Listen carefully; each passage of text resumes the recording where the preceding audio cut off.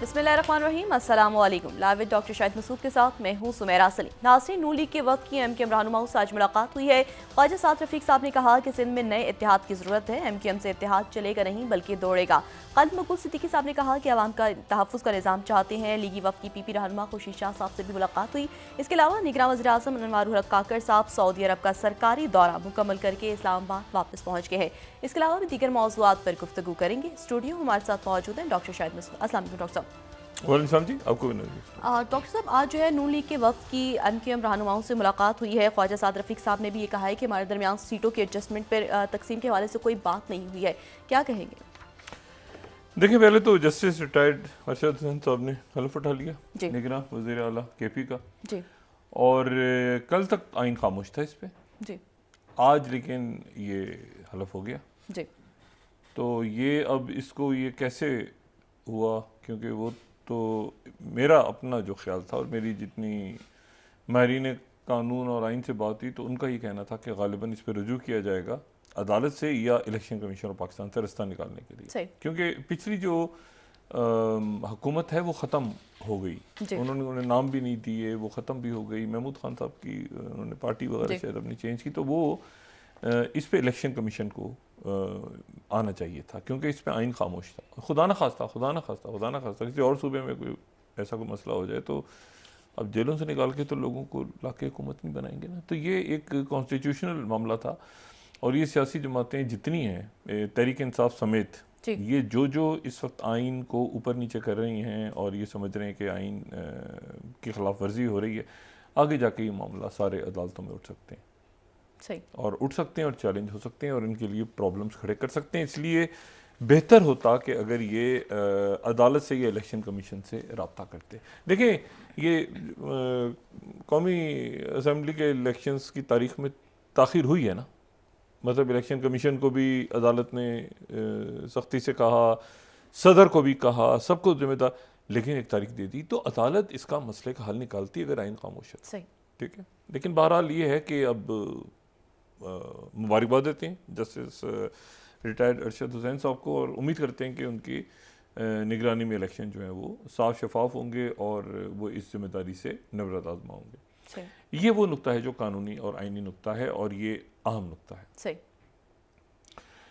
अच्छा, दूसरी जो बात है वो ये है कि ये जो अभी मुलाकातें हो रही हैं इस पर मैं रोज़ क्या कमेंट्स हम करें, मुस्लिम लीग नून वहाँ गई है, वो मिलेंगे केपी बलूचिस्तान जाएंगे मियां नवाज शरीफ साहब, वो सारे मामला इस हफ्ते में और ज़्यादा मामला आगे चलेंगे तो इस पर बात करेंगे। सब बंदियाँ हो रही हैं, लेकिन ये कि पार्टियाँ जम नहीं हो रही, पार्टियाँ अपने अपने, यानी मुस्लिम लीग काफ जो है उसमें भी चौधरी शाफे हुसैन साहब का भी बयान आया है कि वो कह रहे हैं कि हम अपने टिकट पे इलेक्शन लड़ेंगे।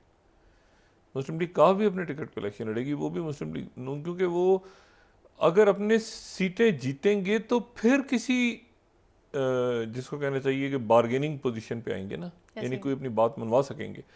अगर सीटें ही उनकी कम हुई तो फिर तो वो तो फिर बात नहीं बन रहा। एक रुथलेस पॉलिटिक्स है ना इसमें। रुथलेस पॉलिटिक्स में तो उसकी कितनी सीटें, उसकी कितनी सीटें, उसको कितने की ज़रूरत है, उसको 4 की ज़रूरत है, 1 की ज़रूरत है, 2 सीटों की, 10 सीटों की, उस हिसाब से फिर ये मामलात होते हैं ना। तो उसमें ये इसीलिए मैंने पहले भी कहा कि ये IBP को इशारा हुआ कि ज़रा सा भी कि जहांगीर तरीन साहब की नाअहलियत ख़त्म हो रही है तो वो पूरी पावर के साथ, अभी ये थोड़ी सी क्लैरिटी इसमें होनी बाकी है, लेकिन जैसे क्लैरिटी वो पूरी पावर के साथ आके वो फिर मुकम्मल तौर पे पंजाब के अंदर अपनी सीटें लेंगे। और आप सोचें ना, अलीम खान साहब क्या लाहौर से नहीं लड़ेंगे इलेक्शन? लाहौर से अलीम खान साहब इलेक्शन नहीं लड़ेंगे क्या? या मुस्लिम लीग नून को? तो ये अपनी जो है ना अपने अपने उस पर सारे इस वक्त सियासत अपने अपने उस पर हो रही है। बाकी इत्तेहाद बनता है, उस इत्तेहाद का कोई नाम होता है, ये नहीं देखें ना, क्या ये PDM होगी या PDM की तरह का कोई और नाम होगा इस इत्तेहाद का? भाई इत्तेहादी मतलब कोई किसी एक छतरी तले होंगे, उनका कोई नाम होगा, या वो इलेक्शन के बाद, मैंने कल भी बात की थी ना कि इलेक्शन के बाद ही बातचीत होती, क्योंकि इलेक्शन से पहले तो इत्तेहाद बन जाता है ना कि जी इस्लामी जमहूरी इत्तेहाद बन गया या कोई इत्तेहाद बना हुआ है, वरना तो ये है कि ये इलेक्शन के बाद फिर अच्छा उसने 10 सीटें ली हैं, उसकी ज़रूरत है, उसे किसी की ज़रूरत ही नहीं है, तो पता चला वो एक पार्टी ने हुकूमत बना ली, ज़रूरत पड़ी तो ले लिया था। तो ये जो है ये अच्छा है कि सियासी टेम्परेचर कम हो रहा है, मुलाकातें हो रही हैं, सबके राब्ते हो रहे हैं, बातचीत हो रही है, लेकिन इसकी शक्ल सूरत अभी जो है इलेक्शन में कौन किधर कैसे क्या, और ये भी आने वाले दिनों में देखना है।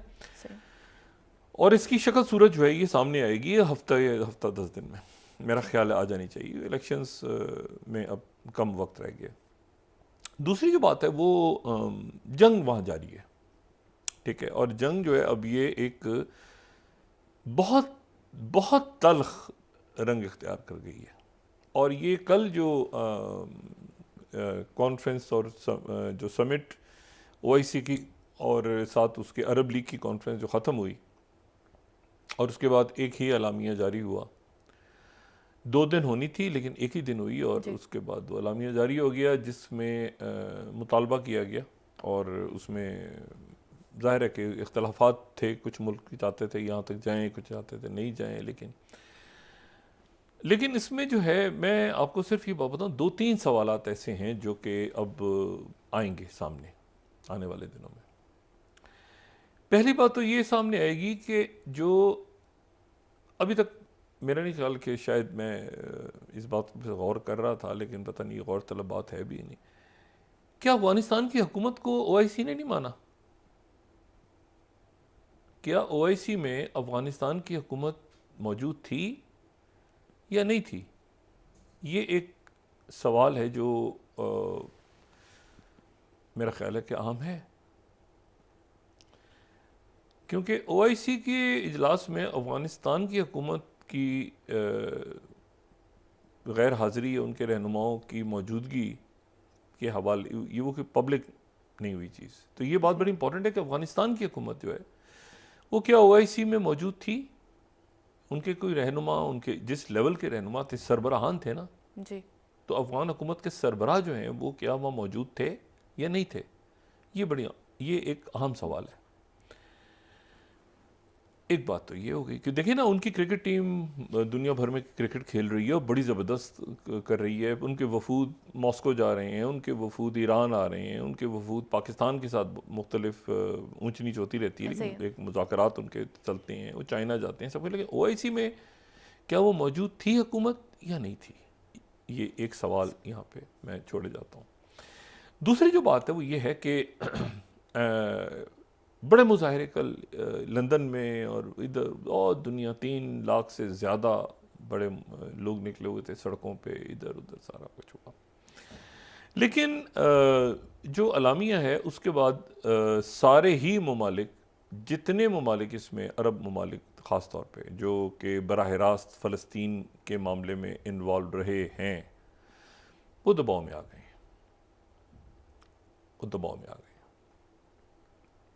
और उसमें वो दबाव में इसलिए आ गए हैं कि देखें पहले भी जो जंगें हुई हैं ना, जितनी जंगें इसराइल के साथ हुई हैं उनमें अरब ममालिक चाहे 1 हो या 4 हो या 5 हो या जितने भी हों, इनकी फ़ौजें हारी हैं इसराइल से।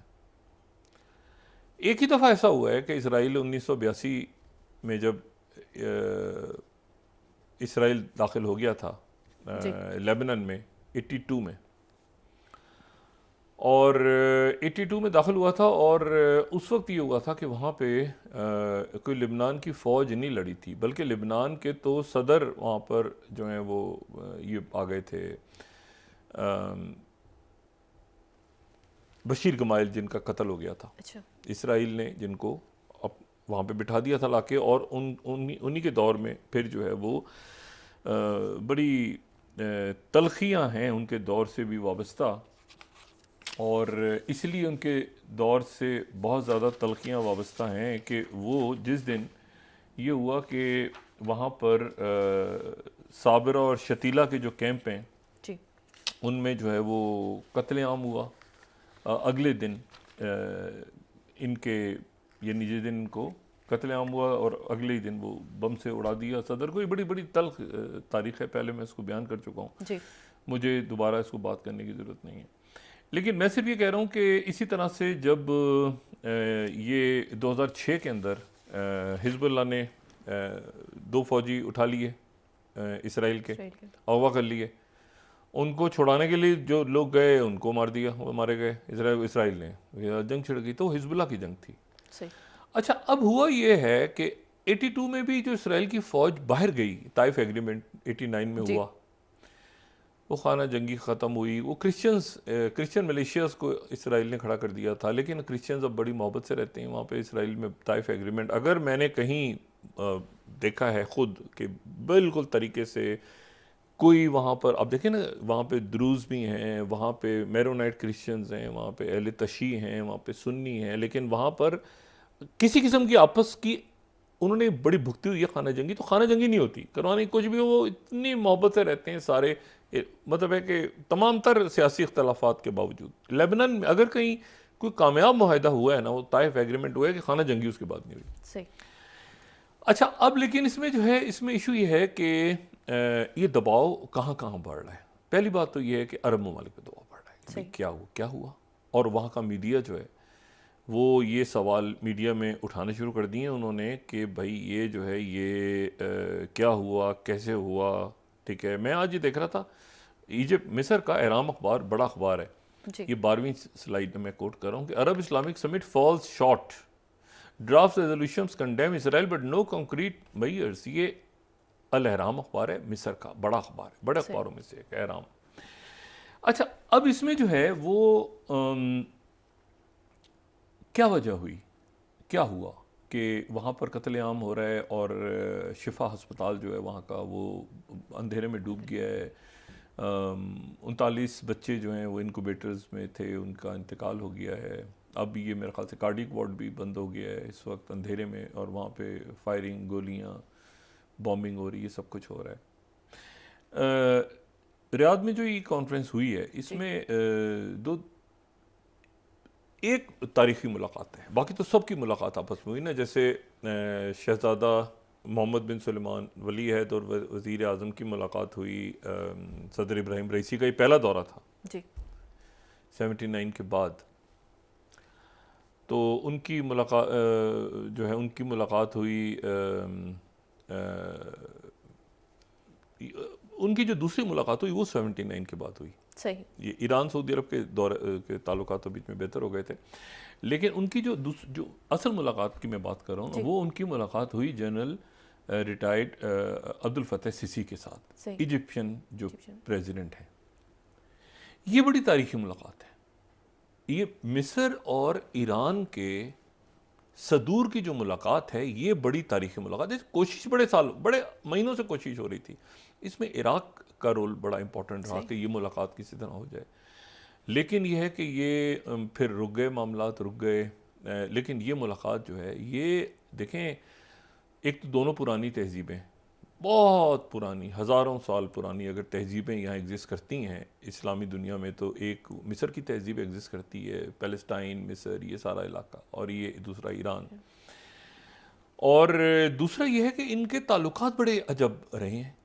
ईरान और मिस्र के ताल्लुकात जो हैं वो बड़े, यानी मेरा नहीं ख्याल कि कोई भी दो ऐसे मुल्क हैं, मुसलमान मुल्क, जिनके ताल्लुकात ऐसे रहे हैं जैसे इनके, बड़े बड़े ऊंचे नीचे हैं। पहली बात तो ये कि 1939 में जो वहाँ के बादशाह थे, शाह फवाद अव्वल मिस्र के, उन्होंने अपनी बेटी की शादी जो है वो ईरान के वली अहद के साथ कर दी। सही।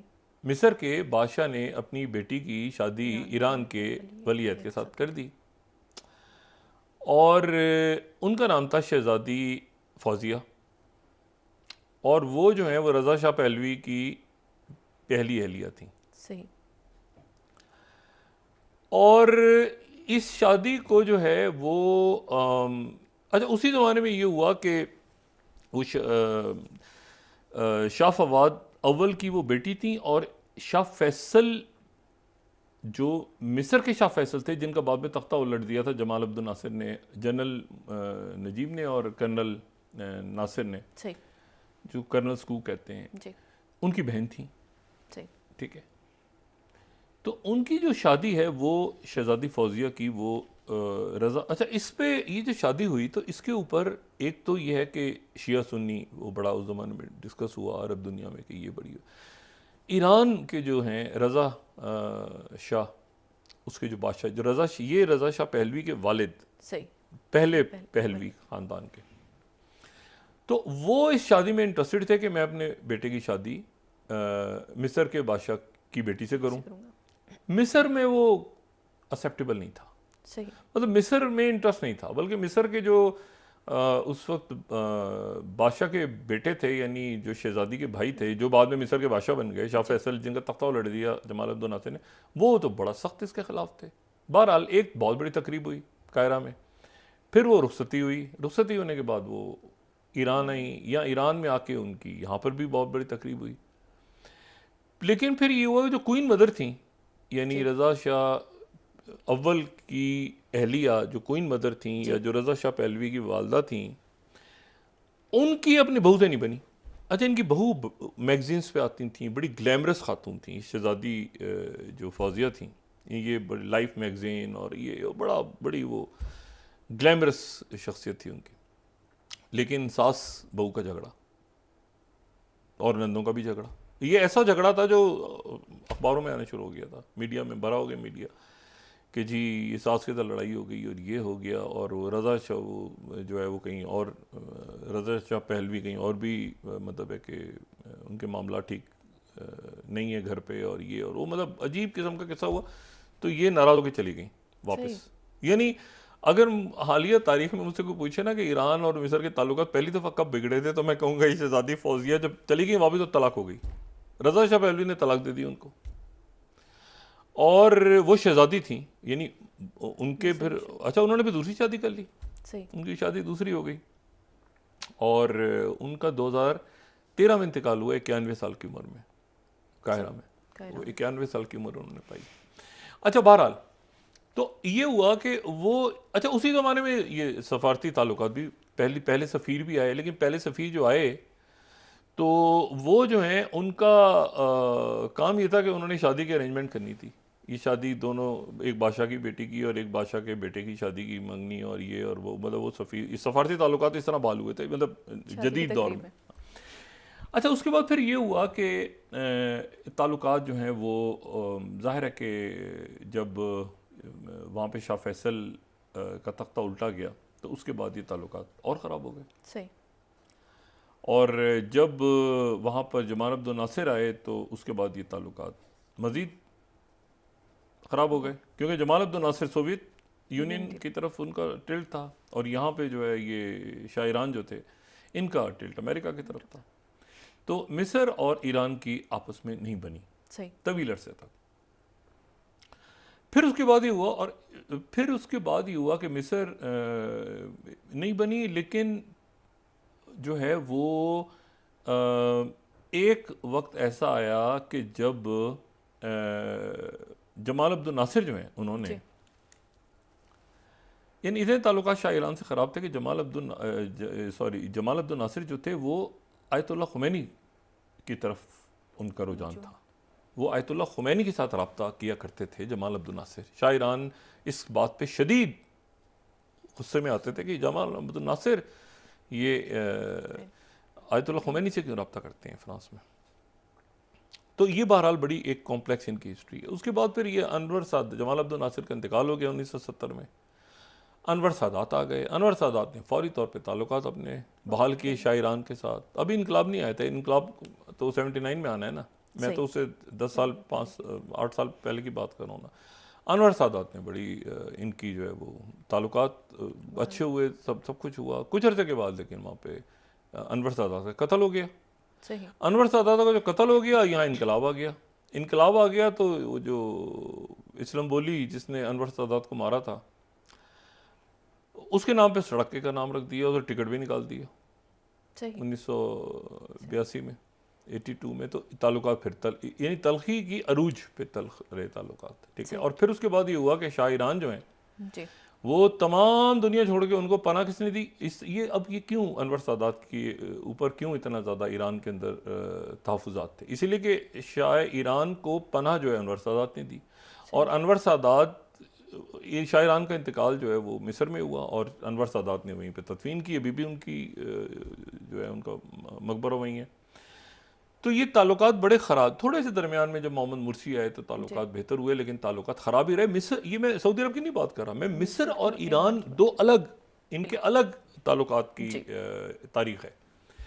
तो जो सदर इब्राहिम रईसी और जो सदर सीसी की मुलाकात है, ये बड़ी एक तारीख़ साज मुलाकात है, और ये ताल्लुकात का बहाल होना, ये मुख्तलिफ मुल्कों के दरमियान, चाहे वो ईरान सऊदी अरेबिया हो, चाहे वो तुर्की सऊदी अरेबिया हो, कतर सऊदी अरेबिया हो, ईरान और जॉर्डन और मिस्र रह गए थे पीछे, तो अब इनके ताल्लुकात भी बहाल हो रहे हैं। वाहिद अरब मुल्क अगर कहीं जहाँ ईरान का सफारतखाना नहीं है सफार, तो वो मिस्र है, ठीक है ना। तो अब ये ताल्लुकात आगे की तरफ बढ़ेंगे और यकीनन बेहतरी आएगी इसमें। लेकिन बात यह है कि वहाँ जो कुछ हो रहा है उसका कोई हल नहीं निकला, यानी जो कुछ गज़ा में हो रहा है उसका हल नहीं निकला। अच्छा, अब जनाब, अब क्या मुमकिन आते हैं इसमें से? क्यों हल नहीं निकला? क्या हुआ? अचानक करारदाद पेश हुई, उस करारदाद के ऊपर जो है वो अब से कुछ देर पहले जो है वो ईरान ने भी, मतलब सऊदी अरेबिया ने तो ज़ाहिर पेश की है, और सऊदी अरेबिया ने उसको बिल्कुल एंडोर्स किया कि जी ये बिल्कुल ठीक है और ये ऐसे होने चाहिए। लेकिन कुछ देर पहले ये जो 22वीं स्लाइड है, इस्लामिक रिपब्लिक न्यूज़ एजेंसी, जो ईरान की न्यूज़ एजेंसी है, उनका भी कहना यह है कि ईरान डिस्क्राइब्स 22वीं slide, Iran describes joint Arab Islamic summit resolution as effective, कि उनके फॉरेन मिनिस्ट्री ने कहा है कि ये बहुत अच्छी और इफ़ेक्टिव ये करारदाद थी, ईरान इसके ऊपर बिल्कुल मुतमईन है। और इसी तरह से जो महर न्यूज़ एजेंसी है उसमें भी उन्होंने यही कहा कि OIC समिट ने ज़्यादातर ईरान के प्रपोजल्स को उन्होंने अडॉप्ट कर लिया। अच्छा, तो ईरान, तुर्की, सऊदी अरेबिया, लिबनान, ये सारे मुल्क जो हैं, इन मुल्कों को कोई इस पे इतराज़ नहीं है ख़ास। ये इसमें जो अभी बेचैनी कहाँ बढ़ रही है? बेचैनी बढ़ रही है, पहले सबसे ज़्यादा तो दबाव बढ़ रहा है लिबनान में। सही। और लिबनान में दबाव इसलिए पड़ रहा है कि ये जहन में रखें कि लिबनान में ये फ़लस्तीनी जब ये इसराइल बना था, तो फ़लस्तीनी जो नबका, ये नबका का आज दोबारा जिक्र किया है, और ये ज़ख्मों पर पहले से जो ज़ख्म भी किया, अब तो ज़ख्म भी नहीं रहे, लेकिन इसराइल के जो मोसाद के साबिक सरबराह रहे हैं ये उनके वज़ीर, इसलिए मैं उनकी जो 6 स्लाइड है ये मैं उनको इसलिए रूल आउट नहीं कर रहा कि ये मोसाद के साबिक सरबराह रहे हैं, ठीक है। वी आर रोलिंग आउट नकबा 2023, ये दोबारा नकबा है। नकबा का लफ्ज़ जो है ये फ़लस्तीनियों के लिए और अरब दुनिया के लिए ये एक ज़ख्मी लफ्ज़ है। नकबा, नकबा का मतलब है तबाही। सही। और नकबा वो दिन है जब अरब दुनिया जंग हार गई थी इसराइल से, और उसके बाद 7.5 लाख लोग 1948 में इन कैंपों में गए थे, जहाँ पे गज़ा का कैंप, ये गज़ा में जो कैंप हैं ये 1948 में बने थे, और ये उनकी चौथी नस्ल है जो मर रही है, जो मर रही है, चौथी या 5वीं नस्ल है, ठीक है, जो अभी कत्ल हो रही है। तो ये गज़ा गए थे, लेकिन ये गज़ा के साथ ये लिबनान भी गए थे, और ये उर्दन भी गए थे। अगर हम वो नक्शा देखें कि जिसमें ये मुख्तलिफ कैंप्स बने हुए हैं, तो लोगों को गज़ा के कैंप्स का तो शायद इतना नाम ना पता हो, लेकिन साबरा शतीला के कैंप्स का लोगों को बिल्कुल पता है कि लिबनान में बैरूत के मुज़ाफ़ात में साबरा शतीला के कैंप हैं। और जब ये बशीर गमाइल का कत्ल हो गया, बशीर गमाइल के कत्ल के अगले दिन एक वहाँ पे एली होबेका एक बंदा जो था उसको जिम्मेदारी दी, उन्होंने क्रिश्चियन मलेशिया उसको वो हेड करा, उसको कहा, इसराइल ने इशारा किया कि तुम जाके साबरा शतीला में कत्लेआम करो। तो साबरा शतीला में कत्लेआम हुआ, और वो कुछ 24-48 घंटों के दौरान कुछ 2,500-3 हज़ार लोग उस कैंप के अंदर कत्ल कर दिए गए, इस बुनियाद पे कि वो जो फ़लस्तीनी, मतलब ये एक बहुत, साबरा शतीला का कत्लेआम ऐसा है जो कोई नहीं भूल सकता। और ये जो बंदा है एली होबिका, फिर इसको काफ़ी अरसे के बाद जो है ये एक कार बम धमाके में ये अपने सारे साथियों और अहले खाना के साथ ये गाड़ी इसकी उड़ा दी गई, जो उसको हेड कर रहा था सही इस कत्लेआम को। ये लिबनान का ही था। सही। अच्छा, और लिबनान के ही हवाले किया था कि तुम कत्लेआम करो।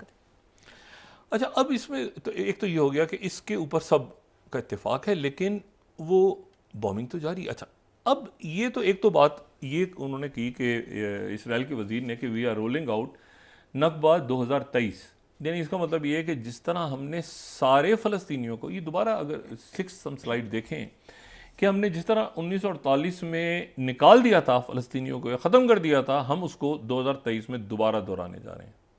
सही, ठीक है, एक तो बात हो गई ये। दूसरी जो बात है वो आज इसराइल जो है नेतन्याहू आज अब देखें कि इसका क्या होता है, व्हाट नेक्स्ट।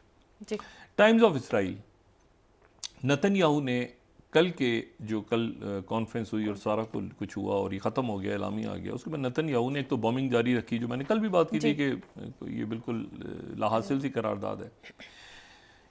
पहली बात तो ये कि थर्ड स्लाइड अगर देखें तो नेतन्याहू कह रहे हैं कि will defy the world if needed to defeat Hamas. पूरी दुनिया भी अगर हमें रोकेगी तो हम नहीं रुकेंगे, पहली बात। दूसरी बात वो कह रहे हैं कि फ़लस्तीनी अथॉरिटी भी गजा को नहीं रन करेगी, यानी महमूद अब्बास भी फारिग हो गई। ये जो प्रपोजल था ना कि जी हमास नहीं महमूद अब्बास रन करें गजा, महमूद अब्बास को दे दी जाए, हमास को, वो कह रहे हैं नहीं महमूद अब्बास भी नहीं, महमूद अब्बास भी फारिग है, गजा हमास भी फारिग है। ठीक है। अच्छा, तो मतलब उन्होंने तो एक तरह से ये कह दिया कि जी ये तो दोनों जो हैं ये अच्छा, अल जजीरा इस तरह की खबर नहीं लगाता, देखिए बहरहाल अल जजीरा भी ने भी खबर दी 8वीं स्लाइड कि Palestinians in Lebanon disappointed that Hezbollah won't escalate. अच्छा, हिजबुल्लाह दुआ में आ रही है ना कि भाई हिजबुल्लाह जो मतलब है कि अच्छा वो लड़ाई मुस्तकिल हो रही है हिजबुल्लाह की। वो उन्होंने हज़रत नसरुल्लाह ने कहा है कि हमारा तो फ्रंट खुला हुआ है जंग के साथ, लेकिन वो ये फ़लस्तीनी कैंपों में मौजूद फ़लस्तीनी है ना। अब ये वो हैं जिनके रिश्तेदार कोई फ़ोन पे बात कर लिए, मिल तो सकते नहीं है, लिबनान से तो ट्रैवल नहीं कर सकते ना यहाँ पे गजा, ना उनके पास पासपोर्ट है ना शनाख्ती कार्ड है, बल्कि वो कैंपों से ही नहीं निकल सकते बाहर। मैं तो इनके कैंपों में गया हूँ, शायद साबरा शतीला में, वो कैंपों तक ही मैसूर हैं। उनके पास लिबनान का शनाख्ती कार्ड नहीं है, वो बगैर शनाख्ती कार्ड के कैंपों में रहते हैं। और फिर वो बड़ी सस्ती उनको क्योंकि वो गैर उनको काम करने की परमिशन वगैरह चंद घंटों की, तो वो बस ऐसे ही छोटे मोटे काम कर आके वहाँ पे जो है वो अपनी ज़िंदगी गुजार रहे हैं। और मैं जो लास्ट टाइम गया था वो तो महमूद अब्बास साहब से बड़ा नाराज़ थे कि वो लिबनान आए लेकिन हमारे कैंपों में नहीं आए। और तो वहाँ हमास का ज़्यादा स्ट्रॉन्ग होल्ड है साबरा और शतीला के कैंपों में। तो वहाँ एक बेचैनी बढ़ रही है कि भाई ये हमारे जो साथ कुछ लोग इधर आ गए थे, मतलब एक बहन इधर आ गई, भाई गजा में सेटल कर दिया, वो आगे उनके बच्चे वो फ़ोनों पे बात कर रहे हैं, ज़िंदगी में कभी किसी को नहीं देखा, मौका मिल गया होगा देखने का, तो वो अब उनके उधर नस्ल ख़त्म हो रही है, वो उधर बैठे हैं, एक कैंप में बैठे हैं, वो उधर नहीं जा सकते। तो ये बेचैनी उर्दन में भी बढ़ रही है जहाँ पे फ़लस्तीनी मौजूद हैं, ये लिबनान में बढ़ रही है और ये बढ़ रही है। अच्छा, अब हिजबुल्लाह का मैं जिक्र इसलिए करूँ कि अगर ये जो मैंने बात की ना कि अगर कभी इसराइल को शिकस्त हुई 1982 में, वो बाहर निकले वापस जी, तो वो अरब फौजों से नहीं निकले, वो हिजबुल्लाह ने निकाला उनको, या इस तरह की तंजीमों ने। या 2006 में जो लड़ाई हुई तो अरब फौजें तो नहीं आ गई थी ना, हिजबुल्लाह लड़ रही थी। अच्छा, उधर भी 1000 बंदे उनके गए, उधर इन्होंने 100-200 इनके मार दिए, तो लेकिन फिर जंगबंदी करनी पड़ी इसराइल को। तो वो फौजें नहीं थी, मतलब लिबनान की फौज तो नहीं थी ना, हिजबुल्लाह है। अच्छा, अब इशू ये है कि ये तो हो गया मुल्कों का, और अब इसमें हमास की लीडरशिप क्या मुतमईन है इससे करारदाद से? 2-3 सवाल उठ रहे हैं ना यहाँ पे। पहले ये था कि जी ईरान, लेकिन ईरान ने कहा कि हमारे ऑब्जेक्टिव पूरे हो गए, ईरान ने ये बात कर दी। अच्छा, अब हिजबुल्लाह जो है जी, वो तो जंग में छिड़ी हुई है वहाँ पे। तो वहाँ पर मैंने हिजबुल्लाह के लोगों से भी जो बात हुई, तो उन्होंने कहा कि हम अभी इसके खुल के हम बात नहीं करना चाह रहे, लेकिन इसमें तो कुछ भी नहीं है इस करारदाद में, हम तो यहाँ लड़ रहे हैं। और यहाँ पर जो कैंपों में फ़लस्तीनी और बाकी लोग थे, तो मतलब यहाँ तो वो बहुत तवक्को कर रहे थे कुछ होगा। तो ये तो सब मुल्क इसके ऊपर तो मुतमईन हो गए हैं जी। अच्छा, फिर उसके बाद ये हुआ कि तो ये एक बेचैनी बढ़ रही है, साथ ही ये बात है। अब इसमें जो खौफ है जिस बात का या डर है जिस बात का, वो ये है कि फिर दूसरी फोर्सेस जन्म लेती हैं और वो फिर ऐसे मौक़ों पे, जो कि हुआ है यहाँ पे, जो मिडिल ईस्ट में ऐसे हुआ है ना, माजी में भी ऐसे, भाई PLO कहीं जहाज़ अगवा हो रहे हैं, कहीं लोग अगवा, अभी भी लोग अगवा है ना, अभी भी लोग अगवा हैं, उधर के लोग जो हैं वो इसराइल के फौजी तो अगवा हैं। अच्छा, इसराइल ने आज क्या किया इन हालात में? उन्होंने उनका फिनलैंड के साथ जो है वो एक डिफेंस पैक्ट उनका पहले भी होना था खैर, लेकिन इन हालात में भी उन्होंने शो करने के लिए कि जी हमारे जो मसाइल हैं, हमारा कोई इशू नहीं है और हमारे हालात वगैरह बिल्कुल ठीक हैं और नॉर्मल एज होता है ना कि एज नॉर्मल सब चल रहा है। तो उन्होंने अपना डेविड स्लिंग जो surface to air interceptor missile है वो उन्होंने आज डील कर ली फिनलैंड के साथ। फिनलैंड वो मुल्क है जो कि अभी शामिल हुआ है नेटो के अंदर, और ये जो ये अमेरिका और इसराइल ने मिलकर बनाया है। और अब वो ये कह रहे हैं कि जी ये बड़ा अच्छा, लेकिन ये तो अभी मेरे ख्याल से इस जंग में तो, लेकिन ये माहिदा चूँकि पहले तय हो गया हुआ था, तो ये फिनलैंड के साथ आज सेरेमनी वगैरह हुई है। सवाल ये है कि अब मजम्मत भी नहीं हो पाएगी। अब क्या मजम्मत करेंगे? रोका जाए, जंग जारी है वहाँ पे। नेतन्याहू कह रहे हैं कि महमूद अब्बास भी नहीं होंगे, कोई भी नहीं होगा, दुनिया खड़ी हो जाए सारी, मैं तो लड़ूंगा। अच्छा, साथ ही अब वक़्फ़ा लें एक, उसके बाद मैं आपको बताता हूँ कि एक और इसका रंग खतरनाक है कि अब कुछ तो होना है ना जी, तो व्हाट नेक्स्ट। ठीक है नाज़रीन, यहाँ पे एक वक़्फ़ा लेते हैं।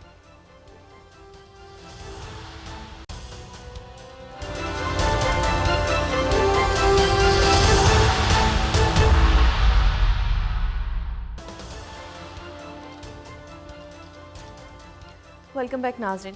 डॉक्टर साहब, तो जो मौजूदा हालात है इसमें फिर ये इसराइल की जाहिरियत कैसे रुकेगी? देखें, इसने कहीं तो रुकना है ना, लेकिन अब ये अगली कोई बदसूरत, कोई ख़राब, मज़ीद तल्ख मामला की तरफ हालात जाते नज़र आ रहे हैं, क्योंकि सफारतकारियाँ और कॉन्फ्रेंसेस और मुज़ाकरात और मुतालबे और ये तो जाहिरियत को रोक नहीं पाए। लेकिन इसमें जो दो, मैंने कहा ना कि आज 2-3 बातें, एक तो ये कि इन्होंने ये जो लफ्ज़ दोहराया नकबा 2023 का, तो उससे ज़ख्म ताज़ा हो गए, क्योंकि नकबा के नतीजे में ही यहाँ से 7.5 लाख फ़लस्तीनी गए थे, और ये अरब दुनिया में एक बहुत अजब सा लफ्ज़ है। इस लफ्ज़ को के साथ बहुत तल्ख़ यादें हैं। तो एक तो उन्होंने कहा कि दोबारा यहाँ से हम साफ़ करने वाले हैं सारे फ़लस्तीन। दूसरा ये कि महमूद अब्बास भी नहीं होंगे, यानी ये भूल जाएं कि फ़लस्तीनी अथॉरिटी के अंडर में आएगा, गज़ा उनके अंडर में भी नहीं आएगा, और मतलब गज़ा से ही हम सारे फ़लस्तीनी जाएंगे। कहाँ जाएंगे? मिस्र जाएंगे? कहाँ जाएंगे? पानी में जाएंगे? वो लाशें कहीं जाएंगी उनकी? कहाँ जाएंगे फ़लस्तीनी? 20 लाख से ज़्यादा, ये किसी को नहीं पता, इसके बारे में खामोशी है। लेकिन जो इसमें जो अब देखें ना, गार्डियन आज का कह रहा है कि नेतन्याहू, जो 19वीं स्लाइड है, गार्डियन कह रहा है कि Netanyahu sets out uncompromising post war, ठीक है जी। और वो कह रहे हैं कि इसमें जो विजन है ये पोस्ट वॉर, और उसके बाद वॉल स्ट्रीट जर्नल ये कह रहा है कि हिजबुल्लाह विल, 25वीं स्लाइड, हिजबुल्लाह, नेतन्याहू की जो आज की स्पीच है रात की, वो बड़ी इंटरेस्टिंग है जी। नेतन्याहू कह रहा है कि Hezbollah will no long, Hezbollah, Hamas की बात नहीं हो रही, हमास की क़यादत की अभी तक रिस्पांस नहीं आया, जिसमें हम इंतज़ार कर रहे हैं कि क्या वो, क्योंकि हमास के लोग वहाँ पे लड़ रहे हैं और मर रहे हैं ना वहाँ पे, तो हमास की लीडरशिप का रिस्पांस भी आना है अभी कि वो क्या इससे मुतमईन है ओआईसी से, क्योंकि कतर और ये सारे मुल्क अगर मुतमईन है तो फिर वो उनकी पोजीशन बड़ी एक, यानी अब मैंने कहा ना, देखते हैं कि आगे क्या सूरत बनती है। अच्छा, वॉल स्ट्रीट जर्नल ये कह रहा है कि Hezbollah will no longer be a threat after the war, Netanyahu ने कहा है। लेकिन ये तो चले, जो एग्जैक्ट वर्डिंग है जो कि कोट हुई है उनके मीडिया में, एक तो प्रेस कॉन्फ्रेंस उन्होंने की, तो उनके साथ गैलेंट भी थे, उनके वजीर दिफा भी थे और कमांडर्स भी थे, बाकी नेतन्याहू ने प्रेस कॉन्फ्रेंस की। प्रेस कॉन्फ्रेंस में उन्होंने 2-3 बातें। एक तो उन्होंने कहा कि पूरी दुनिया को हम, जो 3rd स्लाइड है इसको दोबारा देख लेते हैं, we will defy the world if needed to defeat Hamas, ठीक है, Palestinian authority can't run Gaza after the war, ये 3rd स्लाइड को हमने दोबारा देख लिया। ये बैक टू बैक 3 स्लाइड्स मैं बता रहा हूँ कि जो स्पीच के अहम नुक्ते क्या हैं। दूसरी बात यह है कि यूरोशलम पोस्ट क्या कह रहा है। वो कह रहा है कि जो गैलेंट हैं वजीर दिफा जी, उन्होंने हिजबुल्लाह को थ्रेट किया डायरेक्टली। हसन नसरुल्लाह की स्पीच खत्म हुई और उन्होंने आगे से हसन नसरुल्लाह को मुखातिब करते हुए कहा कि what we can do in Gaza we can do it in Beirut. जो हम गजा में कर सकते हैं वही हम बैरूत में भी कर सकते हैं, ये जहन में रखना। अच्छा, और उसके बाद जो है गैलेंट ये बात वो आज चले गए शुमाली इसराइल में, बिल्कुल लेबनान के बॉर्डर्स के पास। सही। और ये मैं 5th स्लाइड यहाँ पे दिखा रहा हूँ। और touring north Gallant want Hezbollah close to making a grave mistake, गलती भी मत करना, और ये अगर हम गजा में जो कर रहे हैं वो हम बैरूत में भी कर सकते हैं। ठीक है। अच्छा, अब इसमें जो यहाँ पर इशू, अच्छा इसके ऊपर जो सैयद हसन नसरुल्लाह ने रात को स्पीच की थी कल, तो वो ज़ाहिर है कि यहाँ पे एक सारे अरब ममालिक हैं, और ज़ाहिर है कि अरब ममालिक से हटके और लेबनान की अपनी इंटरनल डायनेमिक्स बड़ी इस वक्त जो है वो, मतलब बशारुल असद भी हैं, और अच्छा रशिया के अंदर अपने मसाइल खड़े हो गए हैं इस वक्त। उनका एक ल्यूहेंस के अंदर जो है एक उनका बंदा, उनका एक मारा गया ब्लास्ट में, उसको यूक्रेन का कहना है कि हमने मारा है। ये अभी आ रही है ना, सर्द मौसम आ रहा है, तो इससे पहले वो जनरल विंटर के हवाले से मैं बात कर रहा हूँ। इससे पहले ये यहाँ पे बहुत कुछ, ये सर्दियाँ जो है ना ये बड़ी डेडली होती हैं जंगों में। सर्दियों का अपना एक रोल होता है, इसीलिए यहाँ पे ये स्प्रिंग ऑफेंसिव, जिस ज़माने में ये अफ़गानिस्तान में तालिबान और अमेरिका की लड़ाई हो रही थी, तो यहाँ पे वो स्प्रिंग ऑफेंसिव की बात होती थी कि बर्फ़ पड़ना शुरू हो गई, अब जंग रुक जाएगी, पहाड़ों में चढ़ गए, स्प्रिंग ऑफेंसिव होगा, जब बर्फ़ पिघलेगी तो लड़ाई फिर शुरू होगी।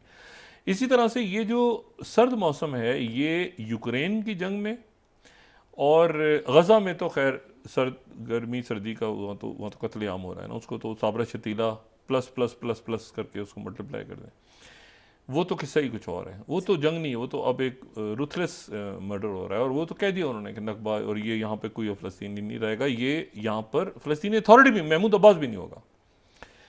अच्छा, लेकिन जो इशू है दूसरा वो ये है कि जो जंग का दूसरा जो असर पड़ेगा सर्दियों में, वो पड़ेगा चाइना इंडिया चाइना का जो है ये, क्योंकि वो पहले भी बात हो चुकी है कि बूट्स कितने चाहिए, खर्चा कितना चाहिए, क्या कैसे जंग, क्या आगे पीछे सारा। और इसी दौरान ये जो प्रीमियर शी जिनपिंग का दौरा है अमेरिका का, ये बहुत इंपॉर्टेंट हो रहा है। अच्छा, इस दौरे से पहले एक तो अमेरिका ने ख्वाहिश का इजहार किया कि हमारे और चाइना के दरमियान मिलिट्री कम्युनिकेशंस बहाल होने चाहिए, फौजी राब्ते भी बहाल होने चाहिए। फौजी राब्ते ख़त्म है, फौजी राब्ते हमारे बहाल होने चाहिए। दूसरी बात यह कि ताइवान का जिक्र नहीं करने जा रहे वो, अमेरिका ताइवान का जिक्र करने ही नहीं जा रहा। यानी ये एक बहुत ही गुडी दौरा होने जा रहा है, जिसमें यह है कि मतलब आप बहुत अच्छे हैं, आप भी बहुत अच्छे हैं, आप बहुत अच्छे, कोई मसला ही नहीं है, कोई हमारी आपसे लड़ाई नहीं आपकी, इस तरह के। हालांकि इस वक्त पूरी दुनिया में फड्डा ही तो ताकतों का चल रहा है, लेकिन ये कि आप भी बहुत अच्छे हैं, आप भी बहुत अच्छा हाथ में लगे थे। तो वहाँ ना कोई ताइवान, कोई तल्ख बात नहीं, कोई ताइवान नहीं, कोई वहाँ पे जो है वो इंडिया तो छोड़ दें, इंडिया चाइना बॉर्डर ये छोड़ दें, कोई ऐसी बात नहीं, गुडी कि हाँ भाई अच्छा जी मिलिट्री रिलेशनशिप होनी चाहिए, ताल्लुकात बहाल होने चाहिए, दुनिया की इकॉनमी के लिए क्या विजन है आपका। अच्छा, बाइडेन तालियां बजा रहे हैं, उनकी वो मतलब है कि बस ये गुडी एक हो रहा है कि भाई ये मामला जो है ये ख़राब नहीं होना चाहिए चाइना और जो है वो अमेरिका का। लेकिन ग्राउंड जो है दुनिया में, ग्राउंड पे हर जगह जो भी फड्डा है हो रहा है, चाहे वो साउथ चाइना सी हो, चाहे वो मिडिल ईस्ट हो, चाहे वो अफ्रीका हो, चाहे वो रशिया, चाइना, नॉर्थ कोरिया ऐसे ही सैर करके आए हैं क्या पुतिन। मसला ये है कि ये सारा जो एक बहुत बिटर और ख़राब, और अफ्रीका और वैगनर ग्रुप बेसेस, और ये बड़ा एक नहीं होता, बड़ी एक जंग, जिसमें बदकिस्मती के साथ पहली मैसिव कैजुअलिटीज़ हुई हैं वो फ़लस्तीनियों की हुई हैं। और ये मैसिव कैजुअलिटीज़ फ़लस्तीनियों की हुई हैं इस तरह से कि ये इससे पहले भी जब दुनिया में ताकतें ऊपर नीचे हो रही थीं, तो उस वक्त भी मैसिव कैजुअलिटीज़ अगर किसी की हुई थी, और कोई किसी के हाथ से ज़मीन चली गई थी, और कोई दरबदर हो गए थे लोग, और उनका कत्लेआम हो गया था, जो नकबा के नाम से याद किया, तो वो भी उसी वक्त हो रहा था जब ये दुनिया ऊपर नीचे ताकतें ऊपर नीचे हो रही थी, और बरतानिया यहाँ पे एक इसराइल बना के और पीछे हट के और आगे पीछे, क्योंकि ये 48 की बात हो रही है ना, इसराइल 48 में बना है, 47 या मतलब ये जंग ख़त्म हो चुकी है, अब 48 है ना, 48 के अंदर बना है, तो दूसरी जंग अजीम ख़त्म हो गई है। कैसे अमेरिका ने आगे आना है, ये क़ुव्वतें पीछे हट रही हैं, एक तो ये जो इसमें पहला मलबा फ़लस्तीनियों पे गिरा, सबसे ज़्यादा कुर्बानियाँ और शहादतें, और अब फिर उनका आ गया सबसे पहले। ये कोई और थिएटर भी खुल सकता था, लेकिन बदकिस्मती से ये फ़लस्तीन में खुला। लेकिन ये है एक ही बड़ी पिक्चर, जो मैं हमेशा कहता हूँ ना, एक लार्जर पिक्चर है। आप नाइजर के वाक़यात को आप ताइवान के साथ जोड़ेंगे, आप कोलंबिया के अंदर कोई बगावत हो रही, कोई तख्ता उलट, कोई इलेक्शन हो रहा है, कोई मालदीव का इधर से उधर उसके साथ जोड़ेंगे, कोई बांग्लादेश के अंदर हंगामे हो रहे हैं, उधर उसके साथ जुड़ जाएगा, उधर मशरिक़ वस्ता में कुछ हो रहा है, वो अब अफ्रीका से जुड़ेगा, लिबनान में क्या होता है, वो मतलब ये बड़ी वाइडर जंग। उसमें क्या है, एक चीज़ कि मुल्क अपना इस्तेकाम रखें, ठीक, मुल्क अपने अंदर इस्तेकाम रखें, 2-3 चीज़ें, इलेक्शन तो हमारे आ रहे हैं ना, और होंगे और ठीक होने चाहिए, लेकिन मईशत नंबर 1, नंबर 2 डिफॉल्ट शिफॉल्ट तो फजूल बातें हैं ना, ये तो छोड़ दें। सिक्योरिटी, ठीक है, सिक्योरिटी कंसर्न इंटरनल और एक्सटर्नल, जो कि बराह रास्त आपकी मईशत से, और इस्तेहकाम, मुल्क में लोग इस्तेहकाम के मतलब है कि अदम इस्तेहकाम ना हो, पता नहीं क्या होना, मतलब अभी तो ये है ना कि ज़रा थोड़ी सी ये आपस में मिल रहे हैं, अगर ये तहरीक इंसाफ के साथ भी बात कर लेंगे तो और टेम्परेचर कम होगा। लेकिन यह है कि इस्तेहकाम के साथ इलेक्शंस की तरफ, और इसमें इंटरनल सिक्योरिटी, एक्सटर्नल थ्रेट्स और इकोनॉमी, क्योंकि ये आगे किस तरफ जा रही है दुनिया, और क्या मामलात होने जा रहे हैं, और कैसे ये अचानक हुआ है वाकया, ये अचानक ही हुआ है ना, यानी आज से 1.5 महीना पहले तो कुछ सोच भी नहीं सकता था कि ये पूरा मशरिक़ वस्ता पूरी दुनिया हिल जाएगी और 12,000 के करीब शहादतें हो जाएंगी। तो ये देखते हैं कि अब ये जंग तो जारी है, किस शक्ल में होती है, क्या होता है, ये अरब ममालिक, क्या ये अरब या मुसलमान ममालिक अपनी फ़ौजें नहीं उतारते, क्या किसी और रुख में और रुख यानी कोई प्रॉक्सीज या और किसी अंदाज में ये आगे बढ़ाते हैं। देखें ना, हुती से हमने तो नहीं कि कोई भी नहीं है, हुती ने कहा है खुद है, तो बात ये है कि वो किसी और अंदाज में, तो फिर वो मामला तो क्योंकि उसमें फिर कोई ओन नहीं करता ना चीज़ों, फिर वो ख़राब हो जाते हैं मामला, और फिर उसमें ये होता है कि फिर उसमें ऐसी क़ुव्वतें आगे आती हैं जो ममालिक नहीं होते, बल्कि वो आप समझ लें कि वो गैर मतलब वो पावर्स होती हैं, लेकिन वो फिर मुल्कों के ऊपर हावी आ जाती हैं फैसला करने के लिए। सही, तो देखेंगे ये मामला किस तरफ जाता है। जी, बहुत शुक्रिया डॉक्टर साहब। नाज़रीन, इसके साथ ही आज का प्रोग्राम अपने इख्तिताम को पहुंचा। मुझे सुमेरा सलीम को दीजिए इजाज़त, अलाने के बाद। जी डॉक्टर साहब, अपना दोस्तों, रिश्तेदारों, गिरदोनवाह के लोगों का सब ख्याल रखिएगा। अल्लाह हाफ़िज़।